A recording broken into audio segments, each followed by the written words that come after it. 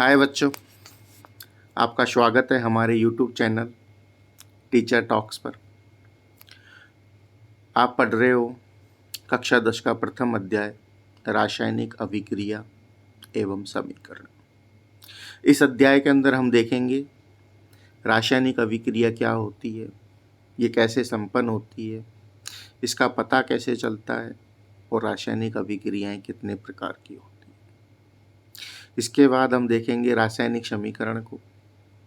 रासायनिक समीकरण क्या होता है, कैसे लिखा जाता है, इसको संतुलित कैसे किया जाता है और इसको संतुलित करने की आवश्यकता क्यों होती है। रासायनिक अभिक्रिया एवं समीकरण को शुरू करने से पहले हमें पता होना चाहिए भौतिक परिवर्तन एवं रासायनिक परिवर्तन। भौतिक परिवर्तन एवं रासायनिक परिवर्तन। भौतिक परिवर्तन का मतलब होता है ऐसा परिवर्तन जिसमें केवल पदार्थों के भौतिक गुणधर्म बदलते हों। रासायनिक परिवर्तन का मतलब होता है ऐसा परिवर्तन जिसमें केवल पदार्थों के रासायनिक गुणधर्म बदलते हों। भौतिक गुणधर्म तो बदलेंगे ही, लेकिन जब केवल भौतिक गुणधर्म बदलते हों, रासायनिक गुणधर्मों में कोई परिवर्तन नहीं हो, तो वहाँ होता है भौतिक परिवर्तन। और जब भौतिक गुणधर्मों के साथ साथ पदार्थ के रासायनिक गुणधर्म भी बदल जाएं, तो वहाँ पर होता है रासायनिक परिवर्तन। हम शुरुआत करते हैं भौतिक परिवर्तन से। भौतिक परिवर्तन जैसे कि हमने अभी बताया कि इसमें केवल पदार्थों के भौतिक गुणधर्म बदलते हैं, यानी कि किसी नए पदार्थ का निर्माण नहीं होता है। जब कोई नया पदार्थ नहीं बनेगा तो हम कह सकते हैं कि वहाँ पर केवल भौतिक परिवर्तन हुआ है। जैसे हमारे पास कोई बर्फ है, इसको हमने ऊष्मा दी और ये बदल गया जल में। जल को और ज़्यादा ऊष्मा दी, ये बदल गया गैस में। तो देखिए यहाँ पर बर्फ है, वो भी H2O का रूप है। जल है, वो भी H2O का रूप है। और गैस है, वो भी H2O का रूप है। यानी उसके भौतिक गुणधर्म तो बदल रहे हैं। पहले ठोस था, फिर द्रव हो गया और द्रव से गैस बन गया। लेकिन हम बात करें उसके रासायनिक गुणधर्म की, तो पहले भी H2O था, जल में भी H2O है और गैस में भी H2O है। यानी ऐसा परिवर्तन जिसमें केवल पदार्थ के भौतिक गुणधर्म बदलते हैं, रासायनिक गुणधर्मों में कोई परिवर्तन नहीं होता है, उसे हम भौतिक परिवर्तन कहते हैं। इसको पहचानने का सीधा सा तरीका है कि जहाँ पर कोई नया पदार्थ नहीं बने। जैसे अभी हमने देखा बर्फ, वो भी पानी था। द्रव जल के रूप में, वो भी पानी का ही रूप था। और गैस के रूप में भी वो भी पानी का ही रूप था। तो यहाँ पर किसी भी नए पदार्थ का निर्माण नहीं हुआ था। अब हम बात करते हैं रासायनिक परिवर्तन की। तो रासायनिक परिवर्तन ऐसा परिवर्तन जिसमें पदार्थ की भौतिक अवस्था तो बदलती है, साथ साथ में रासायनिक गुणधर्म भी बदल जाते हैं। रासायनिक गुणधर्म जैसे हमारे पास है दूध और हमने इसको जमा दिया, ये बदल गया दही में। तो देखो बच्चों, पहले था दूध, बाद में बदल गया दही। तो पहले पदार्थ अलग था, बाद में पदार्थ अलग हो गया। तो ऐसा परिवर्तन जिसमें किसी नए पदार्थ का निर्माण होता है और उसके रासायनिक गुणधर्म भी बदल जाते हैं, वहाँ पर होता है भौतिक परिवर्तन। और रासायनिक परिवर्तन को हम रासायनिक अभिक्रिया भी कह सकते हैं। तो अब हम शुरुआत करेंगे रासायनिक अभिक्रिया से। सर्वप्रथम हम देख लेते हैं रासायनिक अभिक्रिया की डेफिनेशन क्या होनी चाहिए। तो ऐसा प्रक्रम या ऐसी अभिक्रिया जिसमें अभिकारक या क्रियाकारक किसी उत्पाद का निर्माण करे, यानी जब अभिकारक और क्रियाकारक किसी उत्पाद का निर्माण करते हैं तो हम कह सकते हैं कि वहाँ पर कोई ना कोई रासायनिक अभिक्रिया संपन्न हुई है। जैसे हम बात करते हैं मैग्नीशियम ऑक्साइड की। मैग्नीशियम है,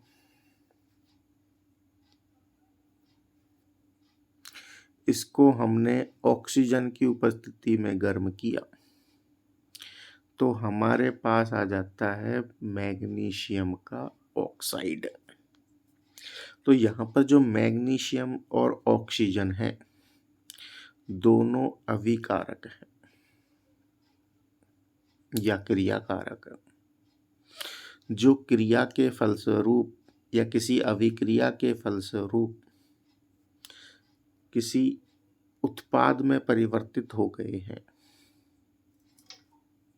तो यहाँ पर हो गई रासायनिक अभिक्रिया।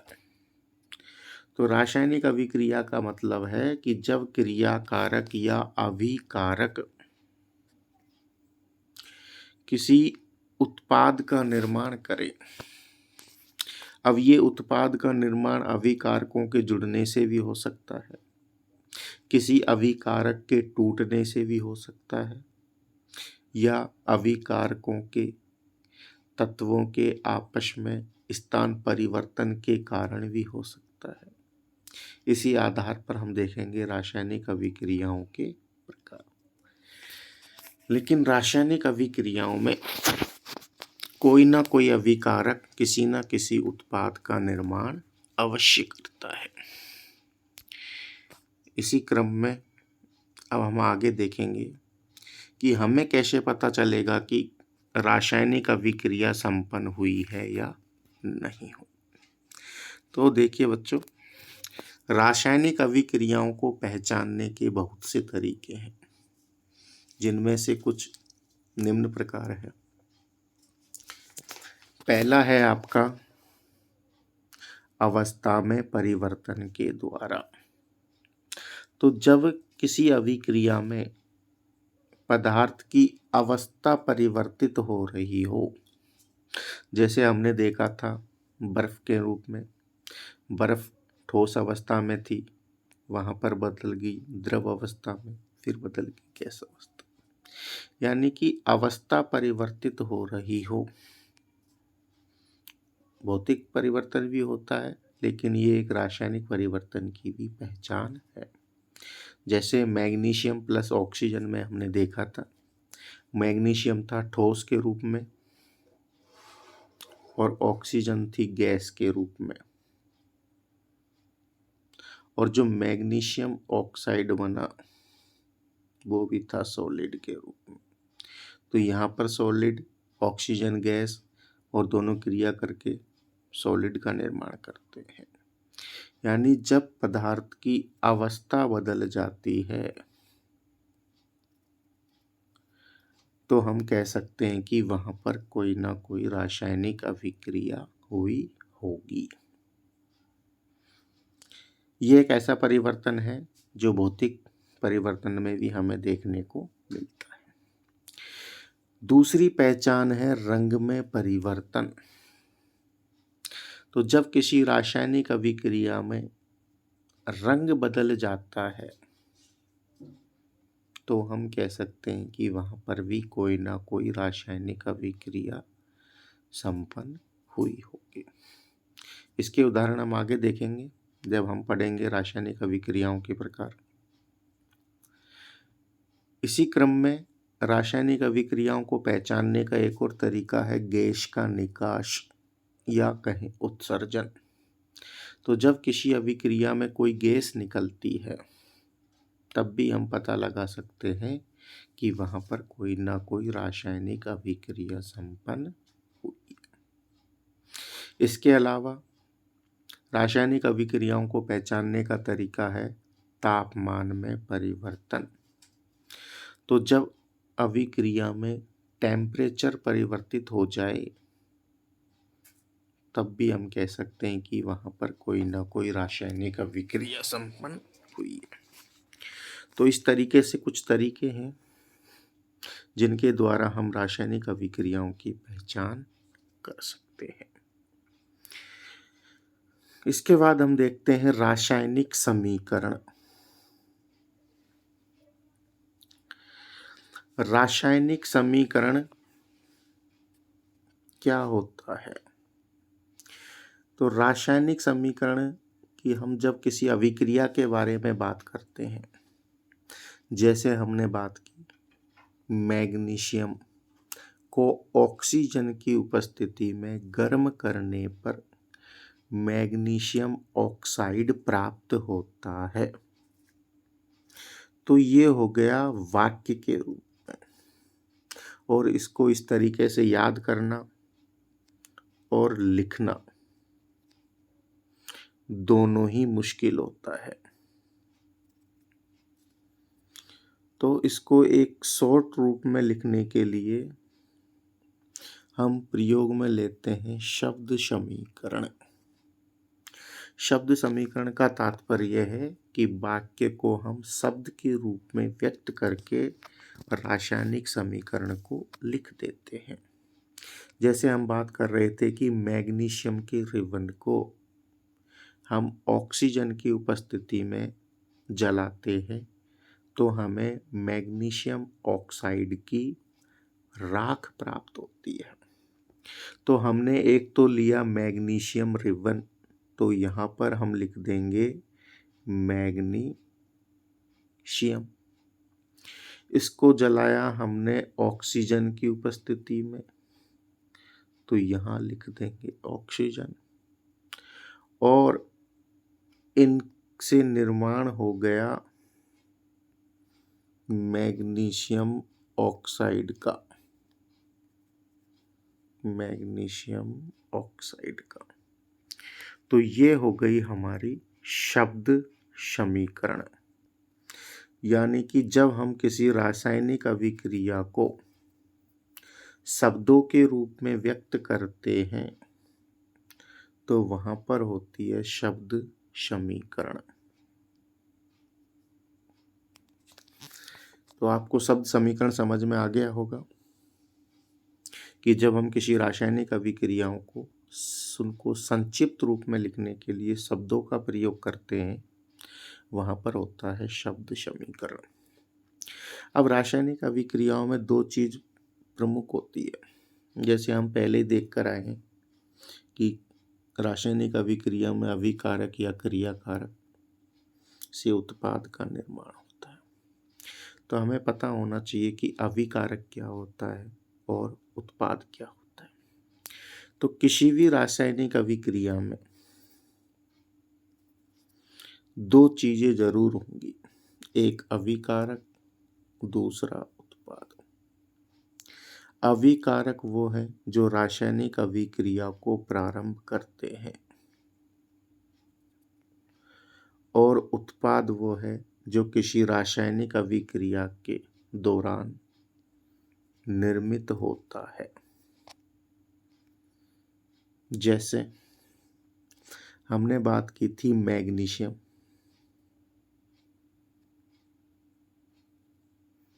प्लस ऑक्सीजन, इन्होंने मिलकर निर्माण कर लिया था मैग्नीशियम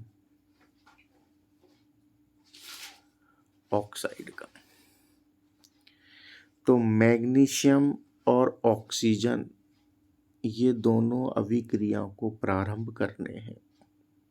तो ये तो हो गए हमारे अभिकारक, और अभिक्रिया के फलस्वरूप जो पदार्थ बन रहा है मैग्नीशियम ऑक्साइड, वो हो गया हमारा उत्पाद।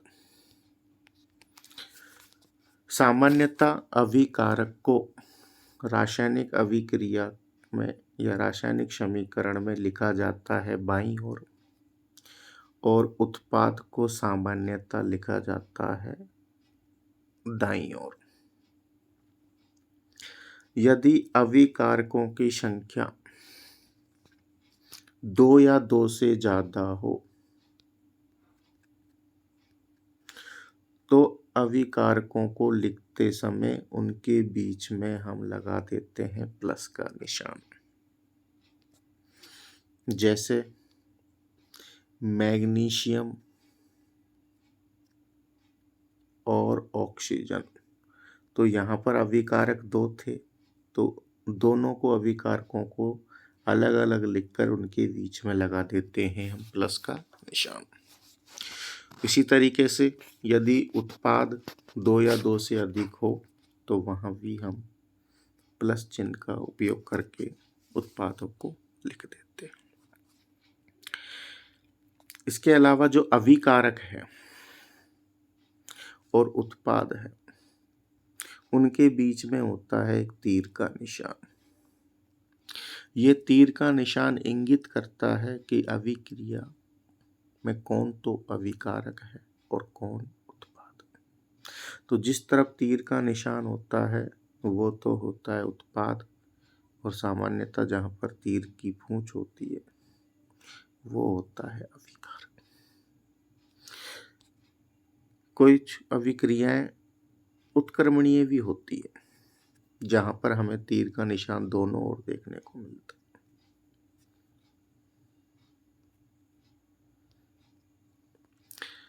तो इसमें अभिकारक से पहले उत्पाद का निर्माण होता है और वही उत्पाद बाद में अभिकारक में बदलते रहते हैं। यह ऐसे कहें कि दोनों तरफ होने वाली अभिक्रिया वो उत्क्रमणीय अभिक्रिया कहलाती। तो अभी हमने देखा एक तो शब्द समीकरण, यानी जब किसी रासायनिक अभिक्रिया को संक्षिप्त रूप में लिखने के लिए हम शब्दों का प्रयोग करते हैं तो वहाँ होता है शब्द समीकरण। किसी रासायनिक अभिक्रिया में एक होता है अभिकारक जो बाईं ओर लिखा जाता है, की संख्या 2 या 2 से ज़्यादा होने पर बीच में प्लस का निशान लगाया जाता है।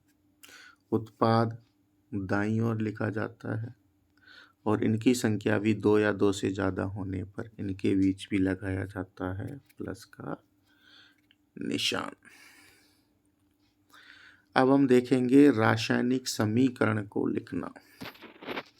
अभी हमने देखा था शब्द समीकरण, जब हम शब्दों की जगह भी रासायनिक सूत्र का उपयोग करके रासायनिक समीकरण को और अधिक संक्षिप्त तथा उपयोगी बना सकते हैं। जैसे मैग्नीशियम ऑक्सीजन दोनों से मिलकर मैग्नीशियम ऑक्साइड का निर्माण होता है। तो इसको यदि हमें और ज़्यादा संक्षिप्त करना हो तो मैग्नीशियम का हम ले लेते हैं तत्व Mg, ऑक्सीजन की जगह ले लेते हैं हम O2, और मैग्नीशियम ऑक्साइड हो गया MgO। तो जब शब्दों की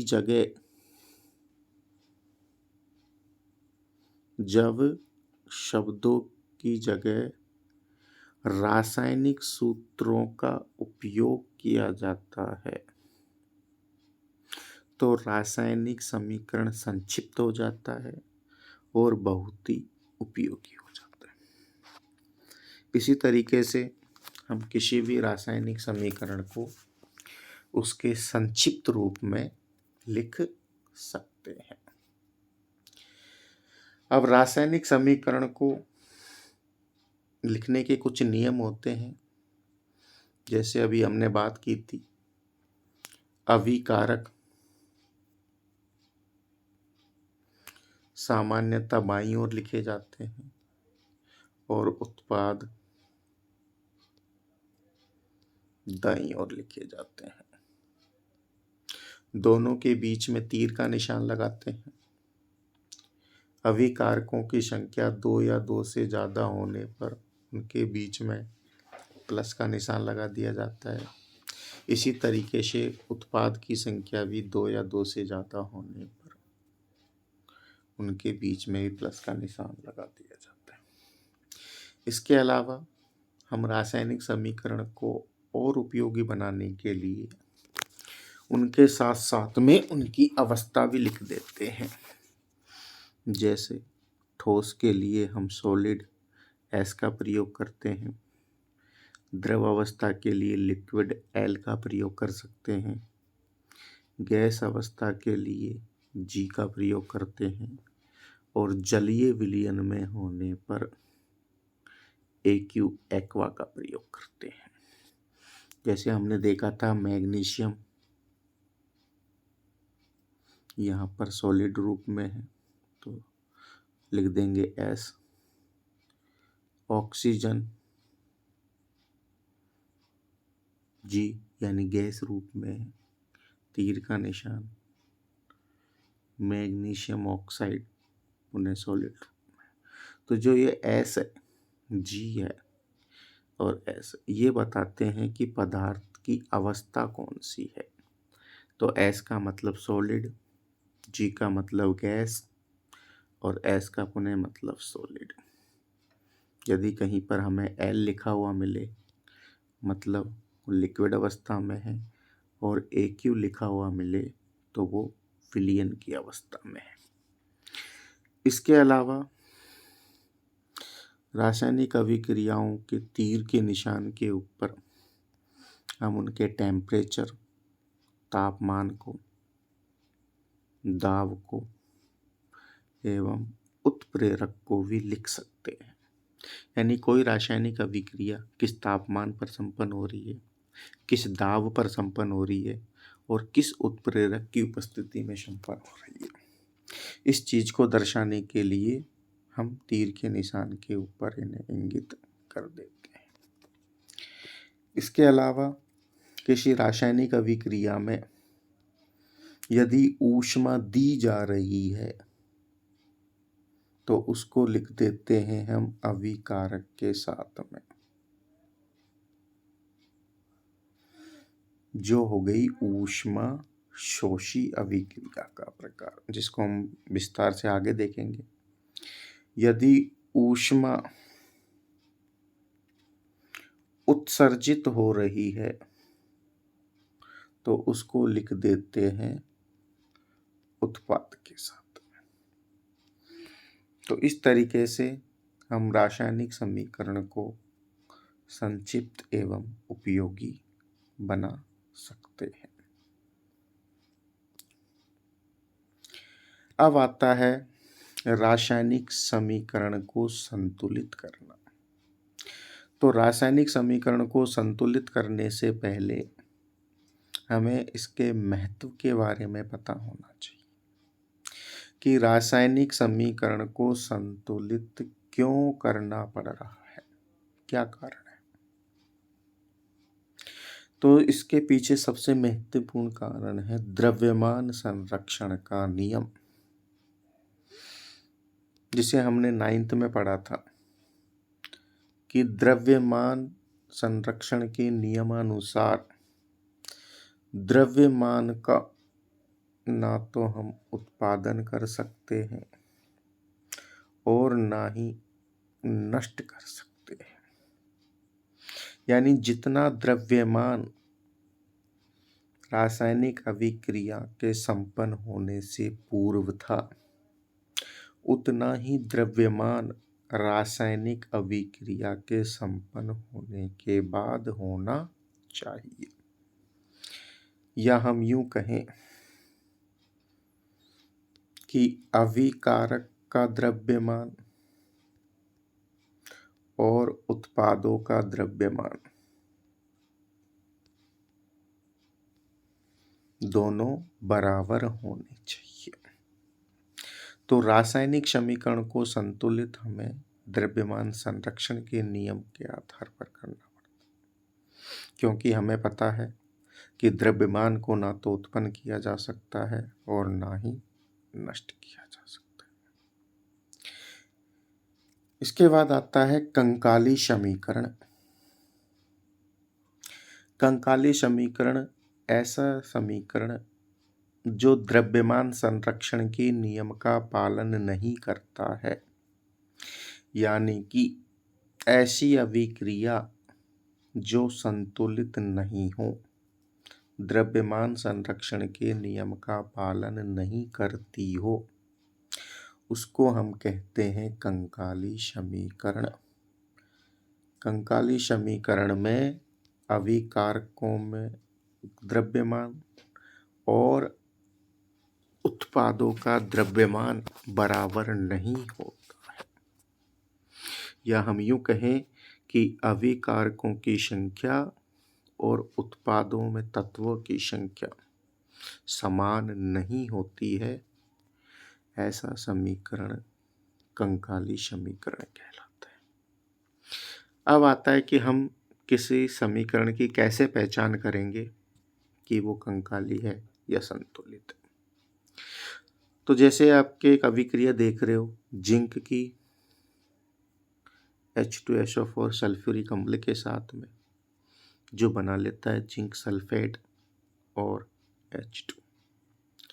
अगर यहाँ पर हम अभिकारकों में देखें तो जिंक की संख्या है 1, उत्पाद में देखें तो जिंक की संख्या है 1, हाइड्रोजन देखें अभिकारक में 2, उत्पाद में 2, सल्फर देखें अभिकारक में 1, उत्पाद में भी 1, ऑक्सीजन देखें अभिकारक में 4, उत्पाद में 4। तो जब अभिकारक और उत्पाद में तत्वों की संख्या यानी द्रव्यमान समान हो तो वह समीकरण संतुलित होता है। तो इस तरीके से हम अभिकारक और रासायनिक उत्पादों में तत्वों की संख्याओं को गिनकर पता लगा सकते हैं कि कोई रासायनिक समीकरण संतुलित है या नहीं। अब आता है रासायनिक समीकरण को संतुलित करना। देखिए बच्चों, बहुत ही कठिन टॉपिक लगता है बच्चों को, लेकिन अगर हम थोड़ी सी मेहनत करें तो रासायनिक समीकरण को संतुलित करना बहुत आसान होता है। रासायनिक समीकरण को संतुलित करने का वैसे कोई नियम नहीं होता है, इसे हम hit and trial method, hit and trial विधि या मेथड के द्वारा संपन्न करते हैं। यानी कि जब तक हमें संतुलित करना है या जब तक हमें कोशिश करनी है, जब तक कि कोई रासायनिक समीकरण संतुलित नहीं हो। रासायनिक समीकरण को संतुलित करने का वैसे तो कुछ नियम नहीं है, लेकिन हमसे कोई गलती नहीं हो इसके लिए हम कुछ नियमों का पालन करते हैं। जैसे किसी भी रासायनिक समीकरण को संतुलित करने से पहले उनके तत्वों या यौगिकों को हम एक बॉक्स में बंद कर लेते हैं।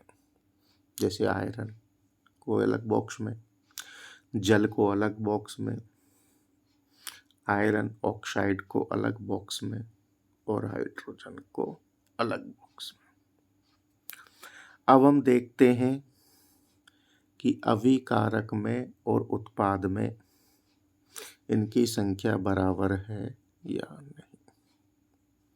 तो हम बात करें आयरन की, अभिकारक में है 1, हाइड्रोजन है 2 और ऑक्सीजन है 1। यदि हम बात करें उत्पाद के अंदर तो आयरन है 3, हाइड्रोजन है 2 और ऑक्सीजन है 4।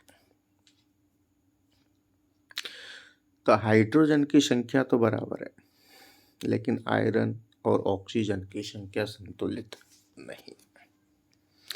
तो इस समीकरण को हम कहेंगे कंकाली समीकरण। तो ऐसे समीकरण को संतुलित करने से पहले हमें शुरुआत वहां से करनी है जिसमें तत्वों की संख्या ज़्यादा है। जैसे हम देखें तो उत्पाद में आयरन है 3 और ऑक्सीजन है 4। तो हम समीकरण को संतुलित करने की शुरुआत करेंगे ऑक्सीजन से। तो संतुलित करने के लिए जो भी हम संख्या लगाएंगे वो पूरे कोष्टक के बाहर लगाएंगे। जैसे उत्पाद में ऑक्सीजन है 4, तो ऐसा अभिकारक में हम क्या परिवर्तन करें कि ऑक्सीजन की संख्या 4 हो जाए। तो देखिए ऑक्सीजन जो है अभिकारक में जल के रूप में है, तो हम H2O के आगे लगा देते हैं 4। अब देखिए क्या परिवर्तन हुआ। आयरन तो अभी भी 1 है, हाइड्रोजन की संख्या हो गई 4 दूनी 8, H2 2 तो H ये रहे, जब इसको 4 से गुणा किया तो 8 हाइड्रोजन। ऑक्सीजन भी 4 से गुणा हो गया तो ऑक्सीजन हो गए 4। देखिए ऑक्सीजन तो संतुलित हो गया, आयरन भी संतुलित हो गया। आयरन 1 है, सॉरी आयरन नहीं, ऑक्सीजन संतुलित हो गए। आयरन 3, ऑक्सीजन 4 और हाइड्रोजन 2।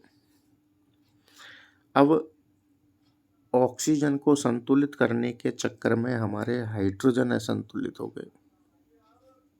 तो अब हम ऐसा क्या परिवर्तन करें उत्पाद में कि हाइड्रोजन की संख्या दोनों में समान हो जाए। तो हम ऐसा करते हैं कि इस H2 को भी 4 से गुणा कर देते हैं। अब देखिए हाइड्रोजन यहाँ पर हो गए 4 दूनी 8, अभिकारक में भी 8, उत्पाद में भी 8। अब बात आती है आयरन की। तो आयरन है 3, तो हम ऐसा कर सकते हैं कि इस आयरन के आगे 3 लगाकर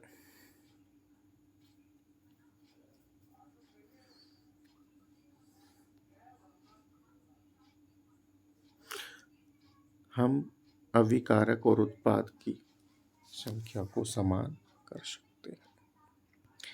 अब देखते हैं कि हम दोनों तरफ तत्वों की संख्या समान हुई या नहीं। तो यहाँ पर आयरन हो गए 3, उत्पाद में भी 3, हाइड्रोजन हो गए 4 दूनी 8, उत्पाद में भी 4 दूनी 8। अभिकारक में ऑक्सीजन हो गए 4 और उत्पाद में भी ऑक्सीजन हो गए 4। तो देखिए अभिकारक और उत्पाद दोनों में तत्वों की संख्या समान हो गई। तो इस तरीके से हम किसी भी रासायनिक समीकरण को संतुलित कर सकते हैं। जैसे एक उदाहरण और लेते हैं हमने अभिक्रिया की शुरुआत की थी मैग्नीशियम प्लस ऑक्सीजन MgO।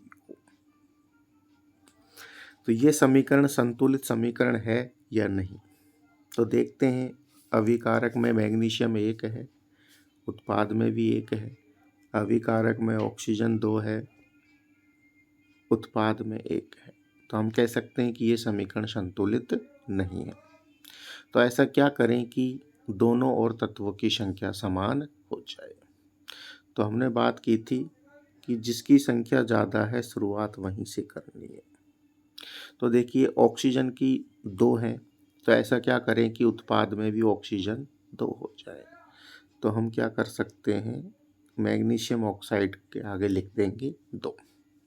अब ऑक्सीजन की संख्या तो 2 हो गई, लेकिन मैग्नीशियम की संख्या गड़बड़ा गई। मैग्नीशियम उत्पाद में हो गए 2। अब ऐसा क्या करें कि अभिकारक में भी मैग्नीशियम की संख्या हो जाए 2। तो हम मैग्नीशियम के आगे भी लिख देंगे 2। अब हम देखें तो अभिकारक में मैग्नीशियम 2, उत्पाद में मैग्नीशियम 2, अभिकारक में ऑक्सीजन की संख्या 2 और उत्पाद के अंदर भी ऑक्सीजन की संख्या 2। तो इस तरीके से हमने देखा 2Mg प्लस O2 2MgO। तो अब ये समीकरण हो गया हमारा संतुलित समीकरण। तो आज के लिए इतना ही बच्चों, धन्यवाद। अगले टॉपिक में फिर कुछ उदाहरणों के साथ हम समझेंगे रासायनिक समीकरण को संतुलित करना। धन्यवाद।